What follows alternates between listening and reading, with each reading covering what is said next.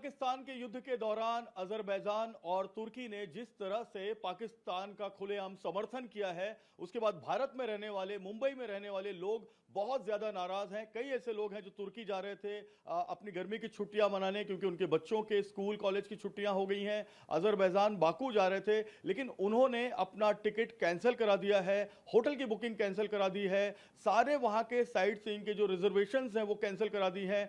लाखों का नुकसान हो रहा है, लेकिन वो नुकसान सहने के लिए तैयार हैं। मगर उनका यह कहना है कि इस जन्म में तुर्की और अजरबैजान नहीं जाएंगे। हमारे साथ अग्रवाल, पोद्दार और जिंदल फैमिली है। ये तीन परिवार यहां से इस पूरे कॉम्प्लेक्स से जाने वाले थे और साथ ही साथ इनके साथ और 4 परिवार थे जो अब इस पूरे अजरबैजान और तुर्की के टूर पर नहीं जाएंगे। हम इनसे बात करते हैं। पोद्दार साहब, आप बताएं कि ये जो प्रोग्राम था आपका तुर्की जाने का, ये कब का था और अजरबैजान का कब का था? हमारा ये प्रोग्राम 18 तारीख का था और जैसे ही टोटल, जैसा आपने बताया कि टोटल 7 फैमिली थी, जिसमें से हम लोग अजरबैजान बाकू जा रहे थे और उसके बाद हमारा सबका प्रोग्राम टर्की जाने का था।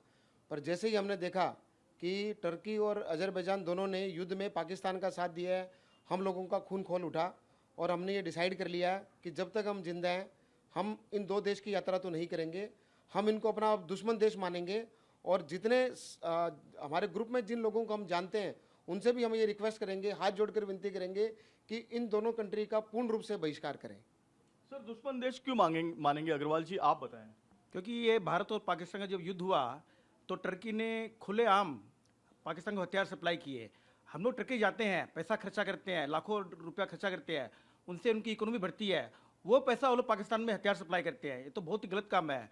तो हम तो अपना प्रोग्राम कैंसिल कर रहे हैं और पूरे भारतवर्ष से, पूरे सभी नागरिकों से निवेदन करता हूँ मैं कि कोई भी व्यक्ति, भारतवर्ष का समझदार व्यक्ति, टर्की और बाकू दोनों देश का पूर्ण बॉयकॉट कर रहे, तब उनको होश ठिकाने आएंगे। आपने टिकट वगैरह कुछ लिया था? आप मोबाइल में टिकट दिखा रहे थे, जरा एक बार वो दिखा दें आप। तो देखिए, इन्होंने टिकट भी ले रखा हुआ है। ये टिकट की इनकी बुकिंग है।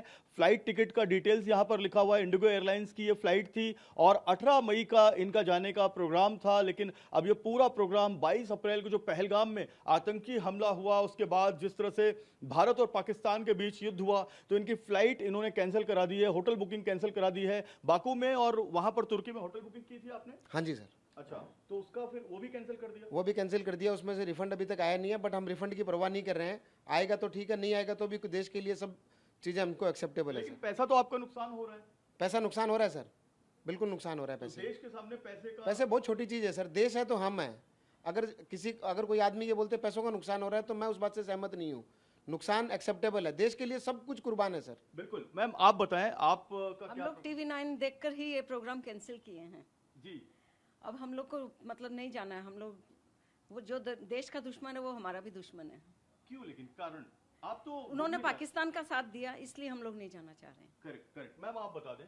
बस यही कि सब लोगों का, हम लोगों ने जो एक साथ सोचा कि नहीं अब नहीं जाएंगे, नहीं जाना है, ये अच्छा नहीं है जाना, इसके लिए हमने सबने कैंसिल किया, सबके सर्वसम्मति तो जिस से। तरह से तुर्की ने सपोर्ट किया कहीं ना कहीं पाकिस्तान का, अब आपको ऐसा लग रहा है कि पाकिस्तान के साथ में तुर्की अगर आ गया है तो तुर्की अब इंडिया के साथ में नहीं है? नहीं है, वो हमारा दुश्मन हो गया ना, तो कैसे दुश्मन के यहाँ हम उनका इकोनॉमी स्ट्रॉन्ग करेंगे।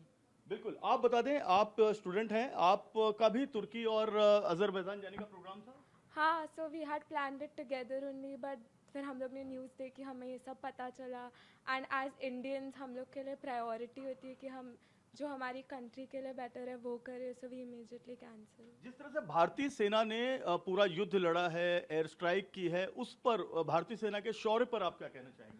I think all of us are extremely proud of our army men and everyone who goes there to fight for us, and I don't think like we can ever express our gratitude. तो कभी अपने जीवन में, अभी आप young हैं, कभी अपने जीवन में तुर्की या अजरबैजान आप जाएंगे घूमने? Definitely not, कभी भी नहीं। कभी भी नहीं जाएंगे। आप बताएं मैम, जिंदल फैमिली भी जाने वाली थी, आपने कब कैंसिल किया ये प्रोग्राम? हम लोग सब इकट्ठे ही जाने वाले थे, बट जैसे ही हम लोगों ने सबने ये न्यूज़ देखा तो हम सबने एक साथ प्रोग्राम कैंसिल किया।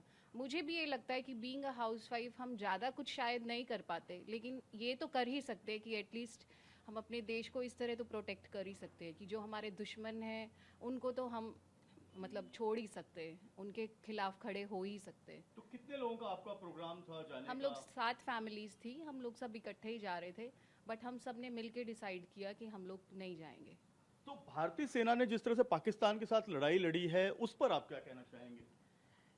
ये हमारे लिए बहुत, जैसे कि इसने भी बताया कि ये हमारे लिए बहुत ही फ़ख्र की बात है और it's a commendable job I think, कि शायद हमने पहले ऐसा कभी नहीं देखा। हम बहुत समय से ये सब झेलते आ रहे हैं, बट लेकिन किसी ने आज तक ऐसा स्टेप नहीं उठाया। तो आज ये सब हो रहा है और हम लोगों को ये सब देखने को मिल रहा है, तो हम भी इसके लिए बहुत ही, मतलब क्या कह सकती हूँ मैं कि हमारे जो लीडर्स हैं वो भी हमको इतना सपोर्ट कर रहे हैं, तो हमको ये सब सपोर्ट, मोदी जी ने हमको बहुत सपोर्ट किया और हम उनके लिए इतना करेंगे। बिल्कुल। आप बताएं मैम, जिस तरह से हमारी सेना ने एयर स्ट्राइक किया है, उनके बहुत सारे एयरबेस को तबाह किया है, इस पर आप क्या कहना चाहेंगे? बहुत प्राउड है हमारी सेना पे कि कितना प्लानिंग से सब काम किया है, कि कहीं पे भी मतलब उनको मुंह की नहीं खानी पड़ी, बल्कि दुश्मन को ही मुंह की खानी पड़ी है। तो मोदी जी पे बहुत प्राउड है जो उन्होंने ऐसा प्लान किया और सेना पे पूरा विश्वास करके उनको डिसीजन लेने के लिए आगे किया है। बिल्कुल मैम, आप बताएं मैम, भारतीय सेना पर आप क्या कहेंगे? तो भारतीय सेना पर हमें बहुत प्राउड है, वो बहुत अच्छा काम करती है और मतलब पाकिस्तानी सेना उनके सामने सब हार गई। बिल्कुल, पाकिस्तानी सेना हार गई और हारना ही था, क्योंकि जिस जज्बात से, जिस जोश से भारतीय सेना ने ये एयर स्ट्राइक किए, पाकिस्तान के कई आतंकी अड्डों को तबाह किया, पाकिस्तान के एयरबेस को तबाह किया, उसके बाद ये जो परिवार है पोद्दार, अग्रवाल और जिंदल का, ये भी भारतीय सेना को जो है भारतीय सेना के लिए चेयर्स कर रहा है और ये कह रहा है कि निश्चित तौर पर एक बड़ा काम किया। सर आप बताएं, भारतीय सेना ने जिस तरह से एयर स्ट्राइक किया और पाकिस्तान को युद्ध में हराया, इस पर आपने पूरे 4 दिन 5 दिन पूरा युद्ध देखा होगा, क्या कहना चाहेंगे? बिल्कुल, हमने अपनी लाइफ में इस तरीके की घटना विश्व में और कहीं नहीं देखी है कि जब एक देश पे आतंकवादी हमला हुआ हो और उसमें हमारे जो प्रधानमंत्री जी हैं उन्होंने पूरी हिम्मत से और न केवल पाकिस्तान को जवाब दिया और इस तरीके का जवाब दिया कि मैं नहीं समझता कि आने वाले कुछ सालों तक जो है वो आतंकवाद का खुलेआम सपोर्ट कर पाएगा। हमारी तीनों सेनाओं ने मिलके कोऑर्डिनेटेड एफर्ट्स थे उनके, नेवी ने अपना काम किया और डेफिनेटली आर्मी एयरफोर्स ने तो अपना काम किया ही है, बट ये सबका एक कोऑर्डिनेटेड एफर्ट्स था जिसकी वजह से ये पॉसिबल हो पाया। और न केवल एयरबेस उनके ख़त्म किए बल्कि पूरी उनकी जो एयरफोर्स थी, उनकी एयरफोर्स को उन्होंने पूरा धूल में मिला दिया। हमें गर्व है Modi ji, we are proud of you, आप ऐसे ही देश के लिए करते रहे। हम तो भगवान से ये चाहते हैं कि भगवान हमारी उम्र भी मोदी जी को लग जाए और ये भारत के प्रधानमंत्री कंटिन्यूस बना रहे और भारत को सुपर पावर बनाए। बहुत बड़ी बात बोली है इन्होंने कि हमारी उम्र भी मोदी जी को लग जाए, और देखिए क्लैपिंग्स हो रही है, तालियां बज रही हैं। अग्रवाल जी, आप भी लगातार युद्ध देख रहे थे, आपके संपर्क में मैं था। अब जिस तरह से लीडरशिप मोदी जी की रही, जिस तरह से भारतीय सेना ने इस युद्ध को जीता है, आप कितना प्राउड फील कर रहे हैं? भारतीय सेना जो 3 अंग है, थल सेना, वायुसेना और नेवी, तीनों पर हमको प्राउड है कि तो उन्होंने तीनों सेनाओं ने बहुत ही कोऑर्डिनेट तरीके से युद्ध लड़ा और पाकिस्तान को तो ऑलमोस्ट ख़त्म ही कर दिया था। और मैं व्यक्तिगत रूप से सोचता हूँ कि सीज फायर नहीं होता तो ज़्यादा अच्छा रहता, कि पाकिस्तान को पूरा मिट्टी में मिलाना बहुत जरूरी था। सीज फायर, मेरे राय में सीज फायर होना गलती हुआ कि इससे पाकिस्तान वापस खड़ा होगा, 10-20 साल लगेंगे उसको।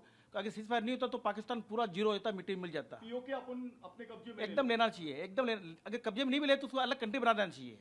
जैसे पाकिस्तान को तो 2 टुकड़ा करना ही चाहिए, 2 या 3 टुकड़ा करना चाहिए, वजीरिस्तान भी अलग बनाना चाहिए। तो बलूचिस्तान अलग हो जाए, पीओके अलग हो जाए, अफगानिस्तान का वो पार्ट अलग हो जाए, और तो पाकिस्तान को महसूस होगा। पाकिस्तान बचेगा कितना फिर? सिर्फ कराची? पाकिस्तान तो पर जीरो होना चाहिए, एकदम मिट्टी मिल जाना चाहिए। बिल्कुल साफ तौर पर ये भावनाएं हैं मुंबई में रहने वाले परिवारों की। इन्होंने अपना तुर्की का, अजरबैजान का टूर कैंसिल किया है और ये लगातार जो है यही कह रहे हैं कि भारतीय सेना ने मुंह तोड़ जवाब दिया है और अगर पाकिस्तान ने दोबारा सिर उठाया तो उसका उसी तरह से जवाब दिया जाएगा और मोदी जी के साथ पूरा देश है। कैमरामैन साईं दत्त के साथ जयप्रकाश सिंह, TV9 भारतवर्ष, मुंबई।